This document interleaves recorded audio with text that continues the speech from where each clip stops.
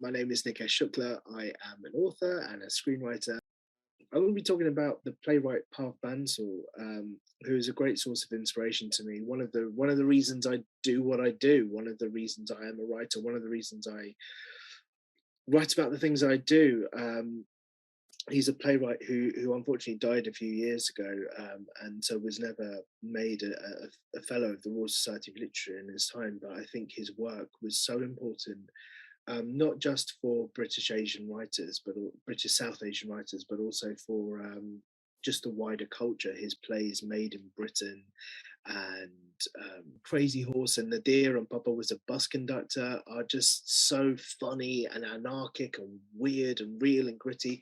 And they were always filled with really complex South Asian characters, because like so often when you watch things and you have South Asian characters, they're all either really worthy, or they're the IT guy, or they're um, like all manner of things, or they're the terrorist, and they never get to be complex. They never get to be complicated. And I think Parv was someone who dealt in really, really complicated characters. He wrote scumbags. He wrote mean people. He wrote people who were on the fringes of society. The way he talked about race and class was so important. Like the play of his that I saw that really inspired me, Made in Britain, it just asks all these mad questions about authenticity when you are an artist from a certain background. And you know, it's about this is really wild and witty story of this punk musician who has given up, who's left his punk band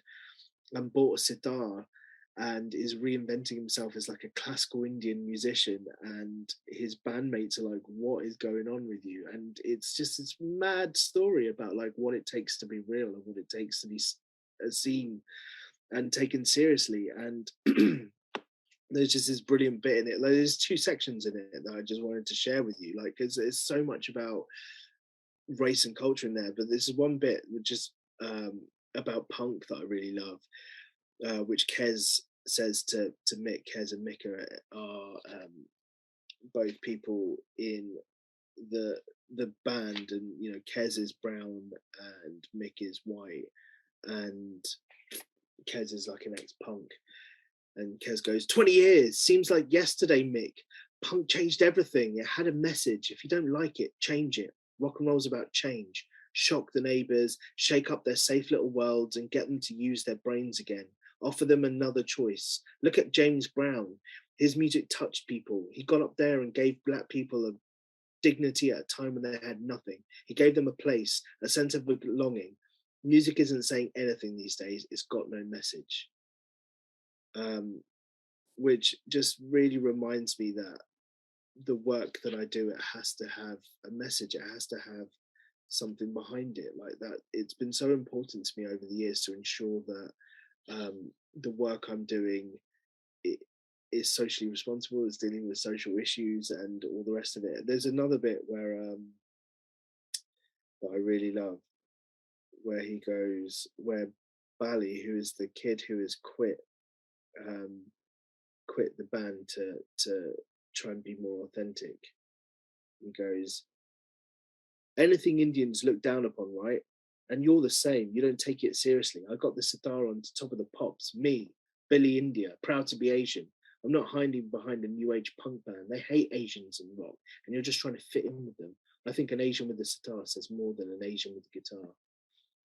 And I really love how that just sort of plays with these ideas of authenticity and like what it takes to, you know, what we show other people as true reflections of ourselves. It's so important, like how, you know, when you appear to um, like show parts of your culture, and that for you makes you seem more real than when you just are doing something and really mean it. Like I think about that in my writing a lot. Like while my writing has to have a really political message and deal with social issues and all the rest of it, and it does deal with themes of identity, at the same time it has to be me. It can't be anyone else. Like I can't write about um, being working class with a degree of authenticity because I'm not from a working class background, but I think that it's a really important subject to deal with. And so like so much of these subjects that Parv dealt with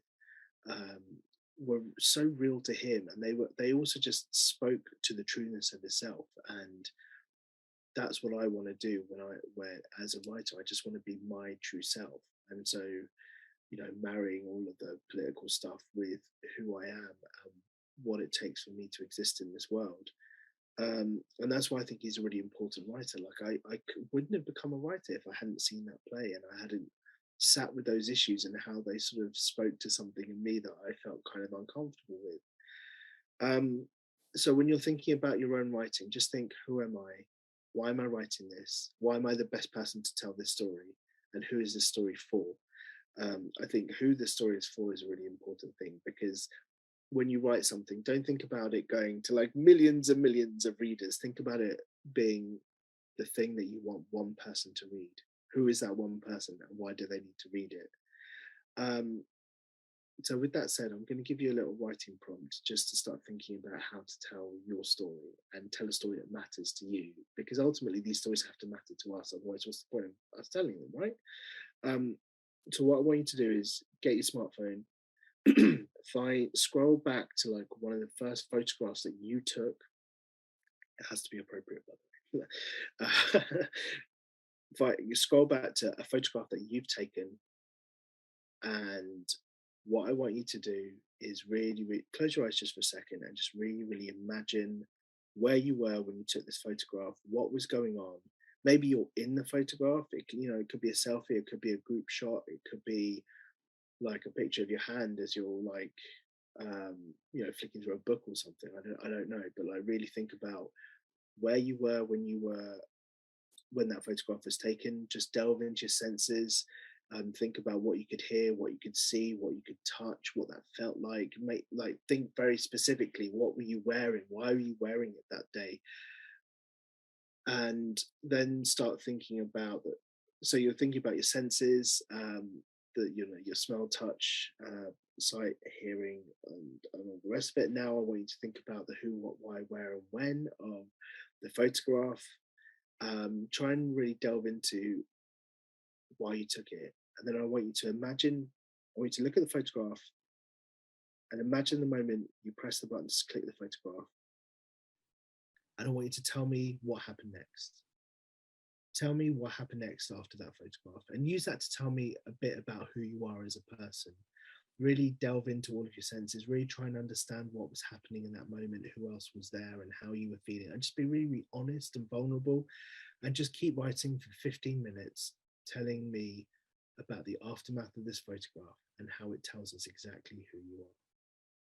Because that's what Parv would have wanted, for us to write stories that tell you exactly who we are.